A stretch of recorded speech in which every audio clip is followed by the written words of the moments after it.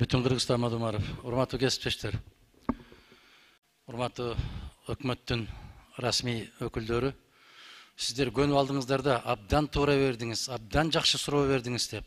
Андай эмес. Сиздер айтыңыздар, силер чекитини үтүрүнө алмаштыра албайбыз биз. Бул эл аралык келишим. Биз мыйзамдын долбоорун талкуулап аткан жокпуз. Биз келишимге киребиз же кирбейбиз деп. Анан эмне десе эле абдан туура айттыңыз, абдан туура суроо бердиңиз деп. Койбойсуңар ушундайды.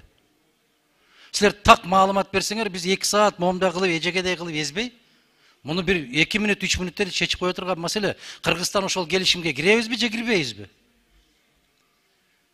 Биздин мыйзамдарга шайкеш келеби, келбейби? Ушул келишимге кол коюп атканда кыргыз өкмөтү ушуну иштедиби, иштебедиби?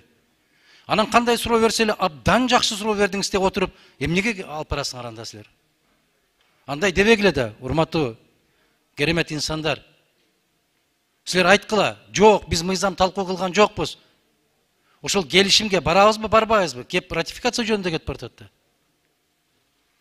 Ошондуктан жана мен 2 жолу айттым, пайдасы жок талаш тартууларды, талкууларды токтотолучу айланайындар. Сиздер мындай чек койсоңуздарчы, а керектүү мыйзам талкуу болуп атканда эмнегедир чыга калып чек кое саласыздар. А муну өзгөртө албайбыз биз. Бул эл аралык келишим.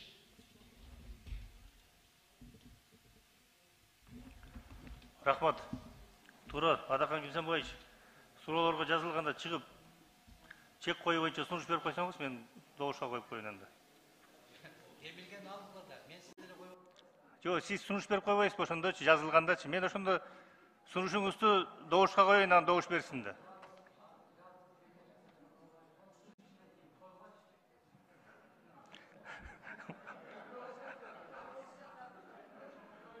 Макул, рахмат.